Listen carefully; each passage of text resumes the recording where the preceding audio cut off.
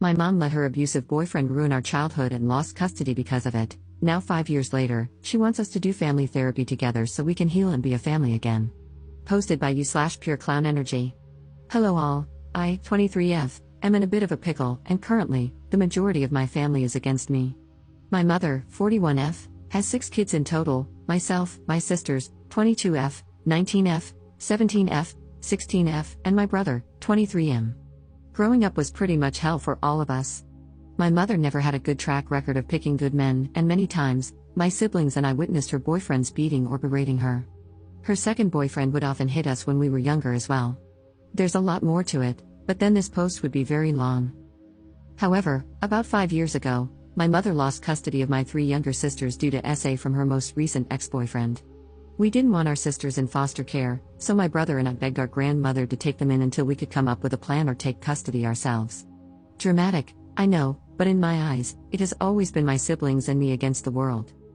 My grandmother, the saint she is, took my sisters in and told my brother and me not to worry about getting custody because we should be focusing on our lives in college. While we were hesitant at first, we decided to head off to college to build up some stability. I ended up dropping out of college because I couldn't afford the tuition, but my brother graduated last year. My sisters have been happy living with my grandmother, and she loves having them around. She always says she gets to see her grandbabies every day, and it's a blessing. They are comfortable living with her, and my grandmother has no plans to stop caring for them. Now, back to my mom. When she lost custody, my siblings, my grandmother, and I all went no contact with her. About 2 months ago, my mother emailed me, saying she wanted to reconnect and do family therapy. At first, I didn't mention it to my siblings because, in a sense, I felt like I was protecting them. However, she sent me a second email the following month, explaining that she had broken up with her boyfriend and really missed us. She wanted to do family therapy because she had a lot of built-up pain, and she knew we probably did as well. I talked to my grandmother about it, and she told me I should ask my siblings and let it be their choice. When I spoke to my siblings, the youngest ones were on board because they missed our mom. However, my other siblings and I were hesitant. But for the sake of my younger siblings, I responded to my mom, and we set up a time to meet. About 3 weeks ago, we met at a restaurant. My mother looked exhausted but eager to see us. I declined a hug because I wasn't comfortable with it, and my mother looked pissed. As we caught up, she asked if my younger siblings would consider coming back home and if she could regain custody. My younger siblings seemed unsure, and I could tell they were uncomfortable. I tried to change the subject, but my mom brought it back up. She kept talking about how we could be a family again now that we were older and how she wanted to rebuild what was broken. The rest of the meeting became a blur for me because I mentally checked out. A lot of buried emotions resurfaced, and I shut down. Later that night, I received an email from my mom saying she was really upset that I didn't hug her or say goodbye. She said it was giving a bad impression to my younger siblings and that they might start mistreating her as well. I'm not going to lie, that email filled me with anger because she had a lot of audacity. I didn't respond, but I soon received another email, which was just a confirmation for our first family therapy session. We had the session yesterday. It started with the usual introductory process and familiarization. Later in the session, my mom kept going on about how she did everything she could to protect us, etc. The silence from my siblings and me was loud, and the therapist asked how we felt about what she said. My other siblings stayed quiet. I wasn't planning on speaking either, but then my mom said something that made me snap. She told the therapist that I had told my siblings not to say anything because I wanted to turn them against her and that she had scheduled this session to bring us together, not tear us apart. At that moment, I lost it. I started screaming that she wasn't a good mother and that she did nothing to protect us. She constantly vented to me about her relationships and problems, which led me to internalize her issues as my own. She never protected my brother when her boyfriends beat him for trying to defend her or my sisters. She never even thought to report her ex when my sisters first came to her about the abuse they suffered at his hands. I went off about a lot of other things, but by that point, she was bawling, and so were my siblings.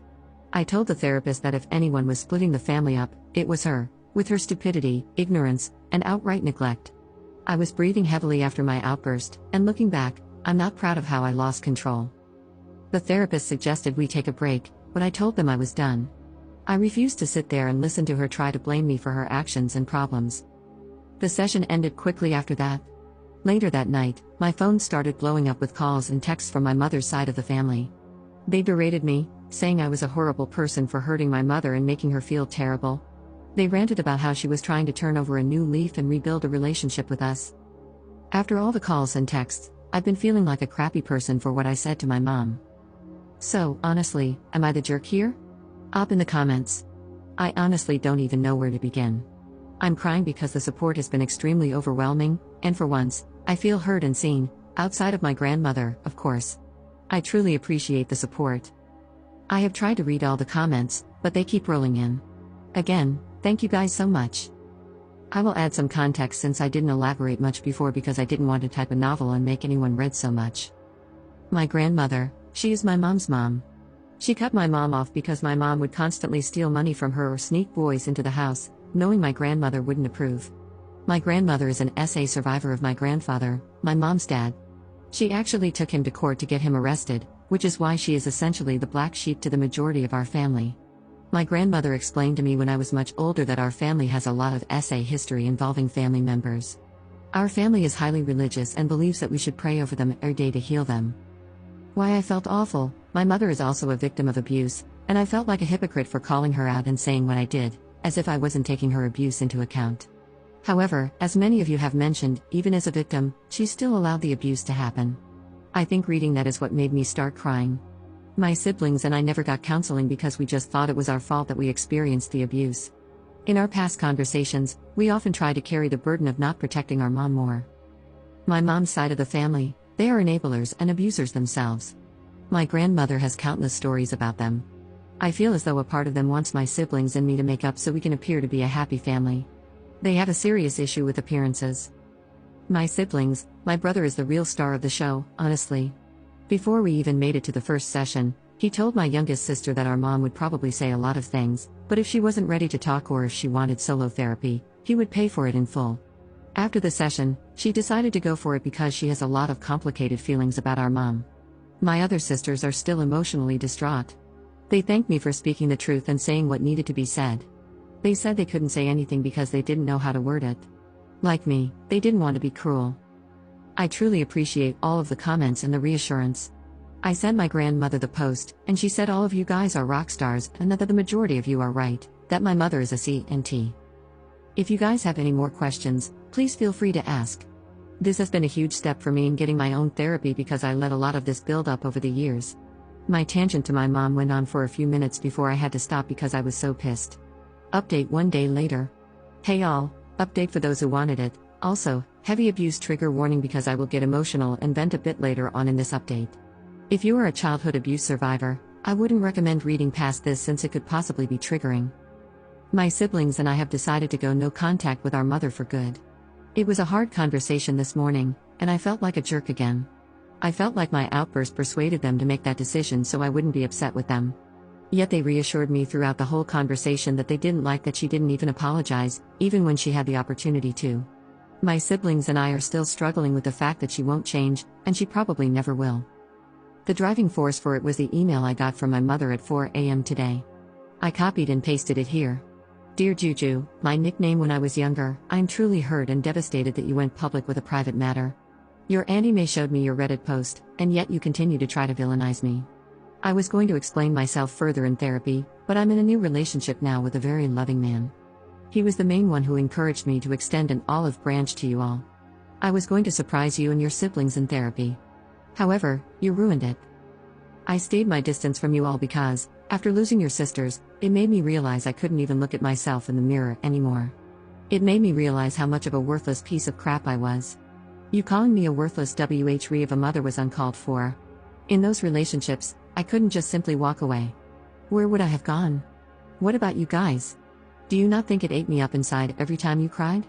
Every time I did try to protect you guys, only to get the crap beaten out of me? Being knocked out cold and not knowing if you were safe or not? Did any of that not matter to you? I'm trying to redeem myself while also being a victim, and you simply can't get your own head out of your rear. You bitch and complain about your pain, not realizing I was a victim too, Juju. We all were. I hate to sound harsh, but you're an adult and can hear these things now. I tried my damn hardest to protect you all. For you to crap on all my effort in your rant and call me almost every name in the book in front of our therapist, your siblings, and the blatantly visible disrespect to me? All of it was truly uncalled for. I will not have contact with you until you apologize to me for what you said. You broke my heart, Juju, but Mama still loves you. And me going no contact with you is to show that you can't just hurt someone because you yourself are hurting. I will be over to see your sisters later at my mom's place to talk one-on-one with them. I would appreciate it if you were there to apologize. But if you will not, then I highly ask that you not be there. The email really crushed me. I completely understand that she was a victim as well. Like I also mentioned to a kind Redditor who messaged me last night, she did provide what she could. Yet there were many moments we either went hungry or without some necessities.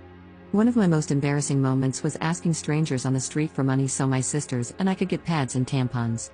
My mom's third boyfriend threw ours out because he didn't believe in periods. That whole ordeal, among others, was so damn humiliating. I got a mixture of anger and sadness when she said she tried her hardest to protect us.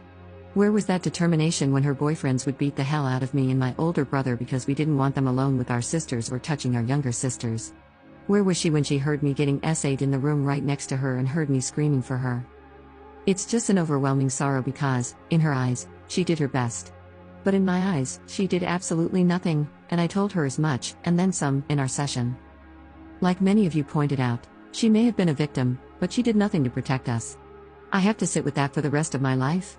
My siblings have to deal with that for the rest of their lives.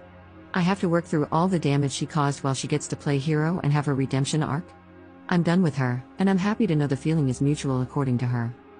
She did call my grandmother this morning during breakfast and demanded that she let her see her kids. My grandmother told her that she could try, but she wasn't coming past the gate unless my sisters wanted her to. My grandmother put her phone on speaker and asked my sisters if they wanted to see her. My youngest sister actually responded this time and said no. And not for a very long time, at the minimum.